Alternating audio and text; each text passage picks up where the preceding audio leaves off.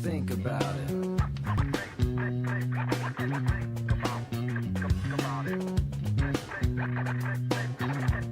Just think about it. You'll get it.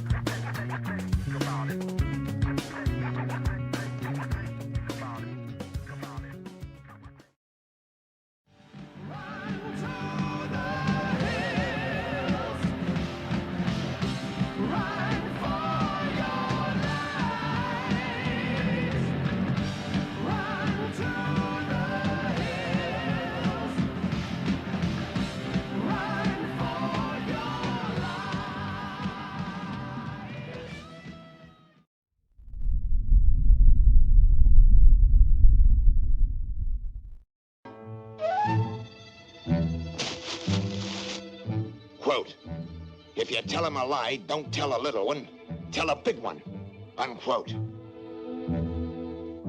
Are you serious? Are you serious? To influence the masses, aim first at the least intelligent, unquote. Now let's see, who looks nice and stupid? Nibiru! Planet 7X or Planet X or the dwarf star or whatever you want to call it. But finally, Google Sky has allowed the general public to look into space in a certain section of the sky without blocking out what was actually there, without just leaving some kind of a picture. And folks, it's incredible what we have found. This is the voice of doom speaking. Special bulletin, flash, the sky is falling. A piece of it just hit you on the head. Now be calm. Don't get panicky. Run for your life!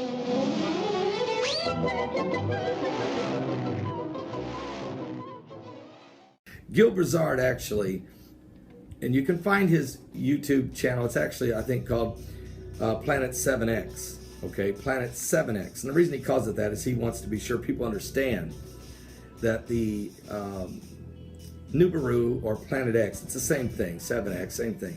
What he's saying is, though, he has went and studied the actual historical data in China, parts of Europe, the Jewish data, and when people actually saw things and recorded it, and then he overlaid it with the Bible, and it each time that this Planet X or whatever this sign, whatever this was happening in the sky, it matched the time of the biblical events, whether it be the sign in the sky during the days of Jonah and Nineveh, or whether it be the brimstone that fell on the enemies fighting Joshua, or whether it was the sundial going back 10 degrees during the days of Hezekiah. I mean, it just each time. All right, this is insane, but I'm telling you that this matches up, and so he has been, and he's predicting. He's not sure. He don't he's not 100% sure, but he, based on his calculations, Planet 7X Nibiru should actually go past the Earth on March 26, 2016, on Passover. Based on his calculations, he said, though, the window of margin of error is an 8-year window, which he says was between 2013 and 2021. But he really believes, based on the calculations and the constellations, that will be the time it goes by. It won't hit us, but what does it bring with us, and what biblical events could it bring, since each time it has brought something? Now, the sky is falling. The sky is falling. A piece of it just hit me on the head. The sky is falling. Hurry, hurry. Run, everybody. The sky is falling. The sky is falling. There you are, you see. Just like I told you. Hit me on the head. Sure enough. Oh, my goodness. How awful. What'll we do? We'll all be killed. Here's what Nick from Google Sky, this is what Google Sky did. For years, it has been speculated by conspiracy theorists and some astronomers that Google Sky had been censoring what's known as the Planet X or Nibiru from the general public's view online. Now, shockingly, a massive swath of Google sky that had been previously blacked out and censored has been made visible by Google for your viewing pleasure. The images, the images are stunning, and I'm going to show you. Here's what Google Sky was showing to people forever. It's blacked out. It's definitely censored, and this was the shot on Google Sky that you saw, and it was that way for a long, long time. Now, in the direction of where some say the planet 7X or Nibiru or Planet X is, this is now what it looks like. Google Sky has taken down the censorship and the blackout. And when you look at the same exact spot, this is what you see. This is what's actually on Google Sky right now. Oh, wise guy, huh? I'll fix him. Now, let's see now. Ah, here we are. Quote, undermine the faith of the masses in their leaders. Unquote.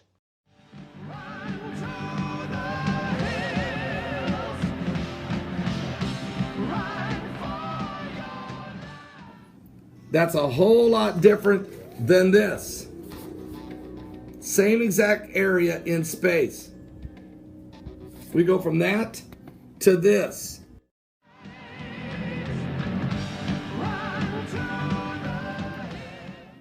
And this is an incredible article about this, folks. Are you serious? Are you serious? Is Nibiru really coming?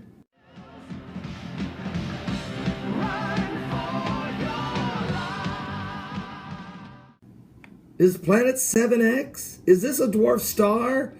It's not going to hit the Earth, but what in the world does it bring with it as it goes by?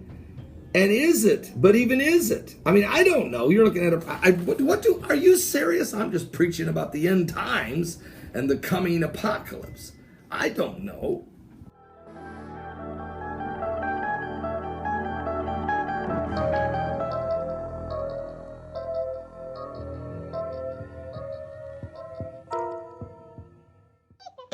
But listen, girls, suppose he's wrong. He's only human, you know. And if he should happen to be wrong, we'd all be killed.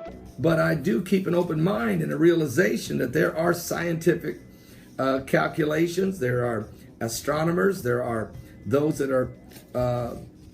NASA doesn't tell us everything. They just don't. Listen to me, everybody.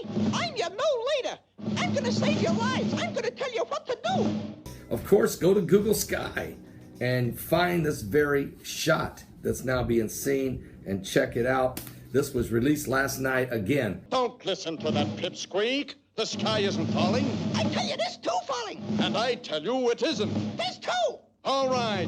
If the sky is falling, why doesn't it hit me on the head? What'll we do? And let's really get down to business to find out just where we are in the process.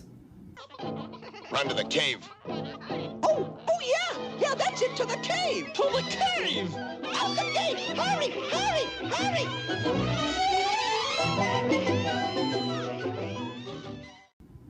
Of Nibiru, planet 7X. Are you serious? No, here's another question. Are you saved? Why did Google hide this, and why are they letting us know now? And what's this 5 waves of energy, and what is climate chaos that the foreign minister of France and everybody's talking about, and why is this all coming together now? He's trying to dictate to us. We can judge for ourselves whether the sky is falling or not. Don't worry, folks. This all turns out all right. There is an asteroid discovered in December 2004 called Apophis, named for the Egyptian god of death and darkness. It was named only after its trajectory was identified to intersect that of Earth. Had that not been the case, we would not have named it Apophis. Could name it like Tiffany or something, or Bambi. You know, something not threatening. This one was headed towards Earth, Apophis. All right.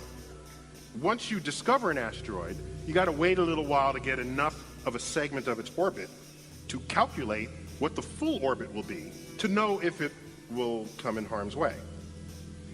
So, we did that.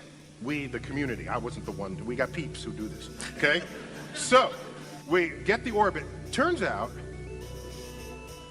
in the year 2029, the month of April, the 13th of April, a Friday, Apophis will come so close to Earth that it will dip below our orbiting communication satellites. And it is the size of the Rose Bowl. It'll be the largest, closest thing we have ever observed to come by Earth.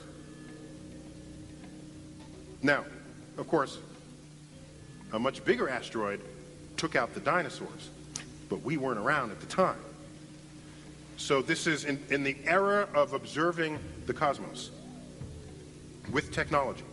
This will be the closest, biggest thing we'll ever see come by. Now, the orbit we now have for it is uncertain enough, because these things are hard to measure and hard to get an exact distance for.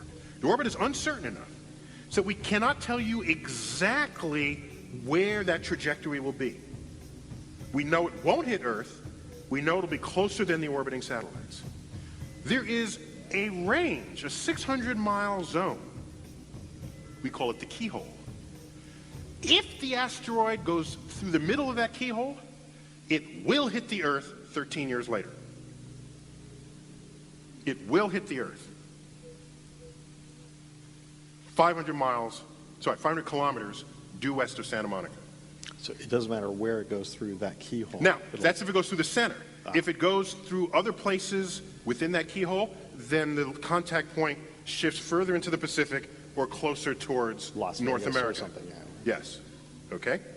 But if it goes through the center, it hits the Pacific Ocean, plunges down into the Pacific to a depth of 3 miles, at which point it explodes, cavitating the Pacific in a hole that's 3 miles wide, 3 miles deep.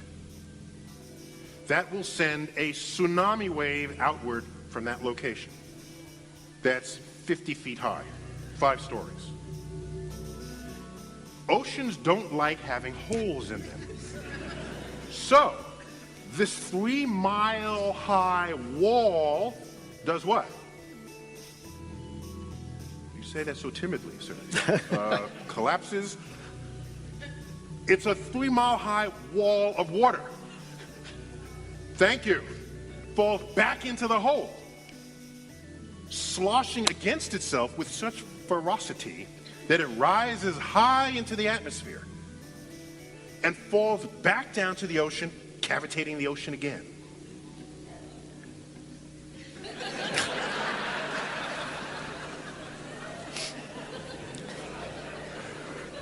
So now you make a cavity a second time. This cycle takes about 50 seconds. You can calculate it, okay? So here comes the first tsunami, and 50 seconds later comes another tsunami. So there you are on the beaches of Malibu. Tsunami comes in. Now, unlike the tsunami in Indonesia, which was one wave that went deep into the shore, this first wave needs a supply of water to exist, so that the next wave actually sucks back on it to create itself. So, this tsunami will only go in about a quarter of a mile.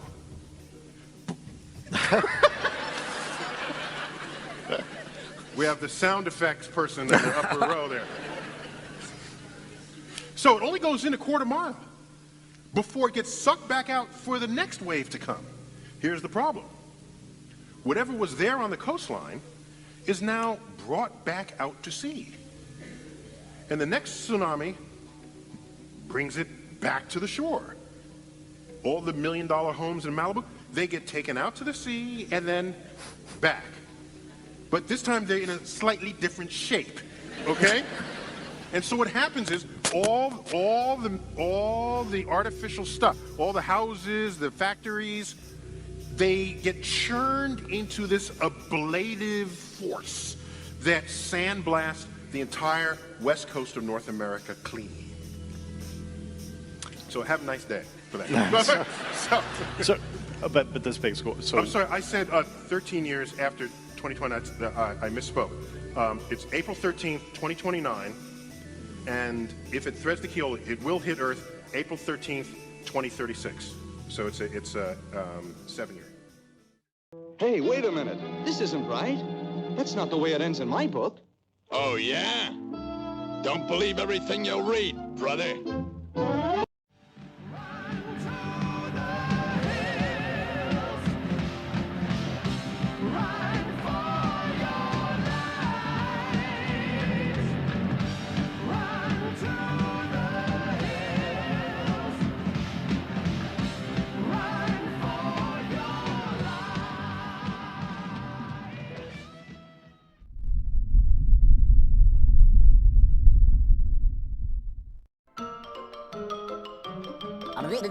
That's all, folks.